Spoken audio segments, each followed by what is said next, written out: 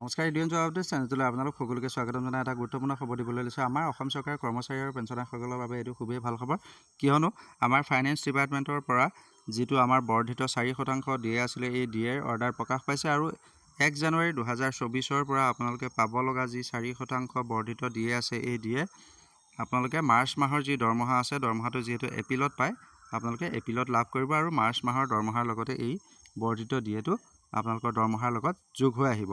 আৰু লগতে আপোনালোকৰ ডিএ আৰু যিটো ডিআৰ থাকিব, ডিআৰৰ যিটো এৰিয়াৰ থাকিব, আমাৰ কৰ্মচাৰী আৰু পেঞ্চনাৰসকলে কেতিয়াৰ পৰা পাব?